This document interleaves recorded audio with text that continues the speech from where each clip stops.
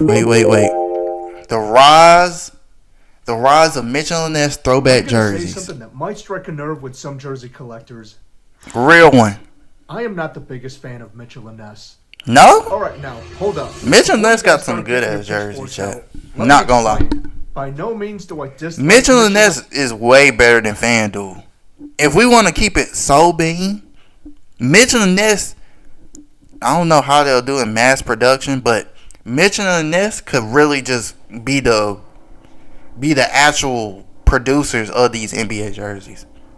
I think they'll be way better. Ness, I'm just a little more quality wise and everything. I am definitely still a fan, just not the biggest fan. I think they just use colors and they spacing patterns, everything. They just look at that. Superb stitching and an eye for look at that, bro. The spacing pattern, everything, it fits. It looks right. Especially them 76er jerseys. Oh my goodness. So what happened? Let's deep dive into the rise of Mitchell and Ness. But first, let's go. Cue the bumper.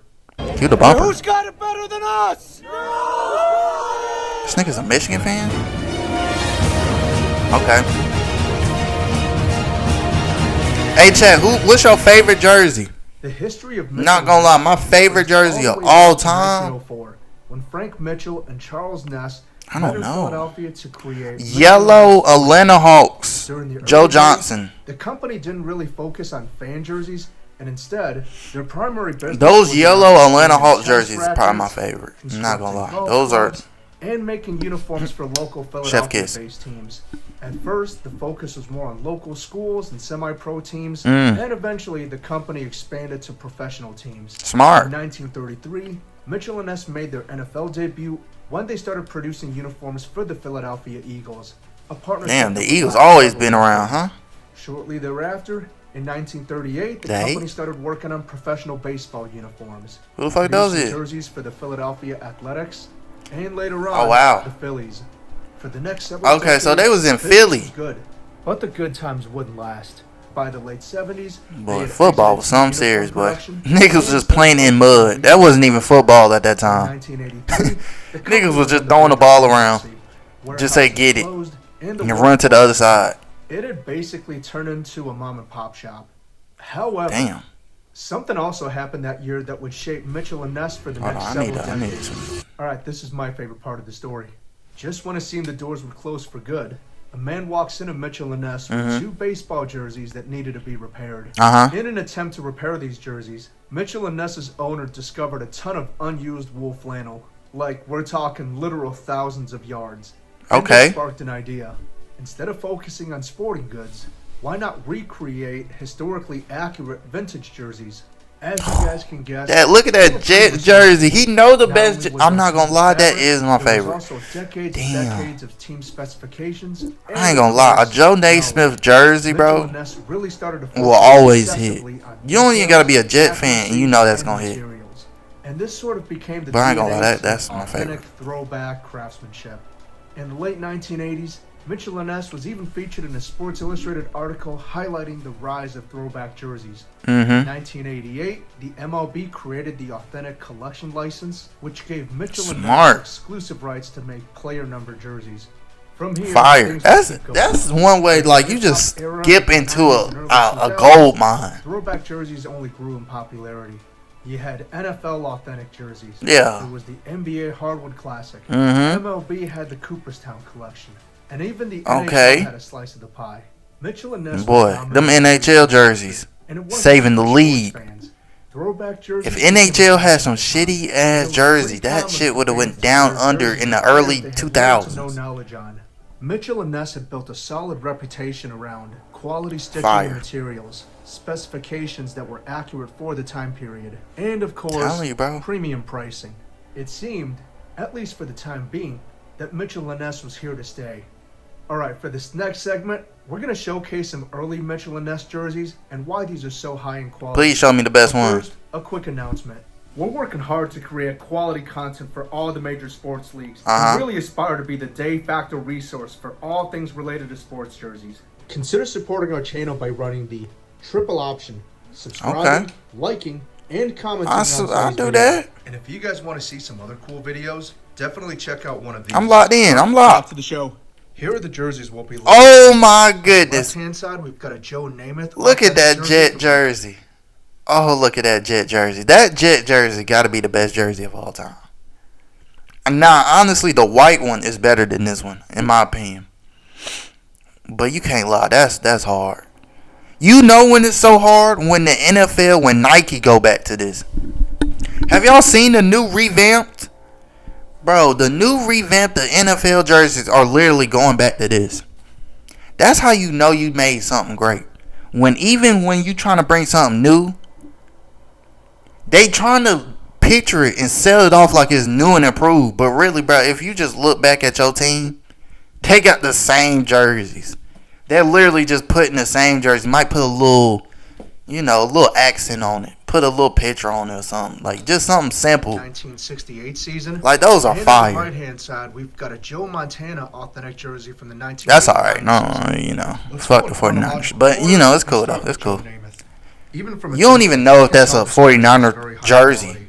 The first thing you'll notice on the neck tag is the Made in USA labeling. Yeah. Back in the days, these jerseys weren't made overseas. Yeah. The jersey inside out, you can see the Made in Berlin, Wisconsin tag. Wisconsin, okay. Authentic jerseys I was like, nigga, I thought you said it wasn't made over over the there. same company that makes the actual team issue and player worn jerseys. You Mm. notice that same detail on the jock tag. First and foremost, That's a hard tag. and the wool tag for the year will also look different. That's a hard tag. I don't care what nobody say. That's hard. And it got the name on it. Oh, that's hard. Unlike I never had no Mitchell in this jersey. What the players wore during that time period. This fabric is the actual fabric worn during that time period. I got a Trae Young jersey on. This is called Doreen fabric. It's a cotton-based material. I don't know if it's Mitchell. And it's got a butter-like texture. This is not Mitchell and for the in this. 1960s, this material was worn by a lot. This is not Mitchell in this. This is nothing on this jersey is screen printed. Just a random jersey. Up better in the washer. The sleeve numbers will be sewn on. Beautiful. Look at that sew. Something else that's important to mention. Look at those slits. Modern authentic jerseys have more of a boxy cut. Look at and when you wear something like this, the sleeves are not going to fit really well, and they'll tend to flare out. Yeah, that nigga look like a dork with that on. Cut at more of an angle, and the sleeves will taper in towards the end. Yeah, because niggas actually had shoulders. Much more fitted, athletic. It's like a tee. Shoulders are of course double layered, and overall, this is just a really durable jersey. And it gives that authentic. Ooh, and then it gets like that old feel to it. We can see Namath's name sewn across the nameplate. It look light. It's also important to highlight the attention to detail. Casual fans might miss it, but a lot of times the back numbers have a different font than the front numbers. On modern jerseys, bro, I swear the spacing can kill or ruin your jerseys, bro. But back in the day, especially in the numbers, because if you have a double number and you don't have no spacing, before we go to the next look at that. You see how it look crazy? Now he just scrunched up sitting down. Member of our Jersey community, and sadly, but it'll look crazy if you don't have no spacing in it. Oh dang, RP. He was always willing to help out members of the community, and he always kept us in mind whenever he knew we wanted a particular jersey.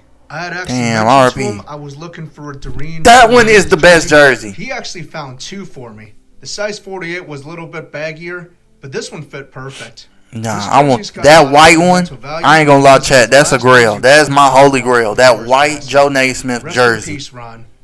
RP Ron, man. All right, let's fast forward a couple decades and look at the Joe Montana.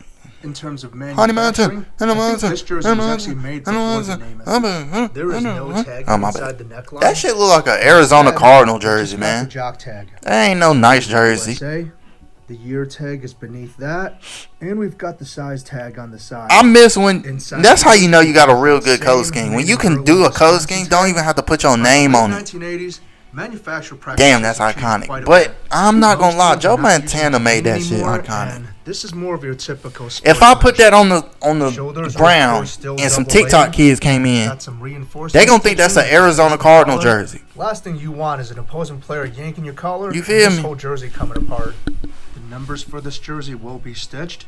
By the way, they knew how to stitch some shit, boy. Golly. Or printed graphics will depend entirely on the era. I'm not gonna lie, Chicago low-key got some underrated jerseys too. Heat press details might be accurate. I've got an entire video on jersey customization, so be sure to check it out. Nigga watching Jet history. This jersey are in fact screen printed. Honestly, But this is a very don't make me do it. I will go back and watch the. You know what? Just like the you think I'm playing, bro? I could really go back and watch the first time we won the championship. My nigga Joe Naismith really liked that, bro. They also taper towards the bottom. But this is just Mitchell and Ness though. Montana. Got Montana's name sewn onto a Future put this nigga on though. Can we be honest? MK, be honest. Future put this nigga on. Nobody really knew this nigga for real. If Future didn't say Hannah Montana and was at the 49ers games, niggas wouldn't know about John Montana. Its rise to become the premier brand in throwback jerseys. It's the truth. We know Mitchell and Ness is a household name. Yeah, Mitchell and Ness been around so long. Them Philly jerseys is nice. Oh my goodness, them burgundy and what is it? Burgundy and like baby blue. We'll talk about all. Boy, you wouldn't even think those colors go together, but them shits is hard. Like, comment. Shout out to bro. Shout out to the Jersey head, man. All right. Pause. I don't. J head. No. RP Ron, man.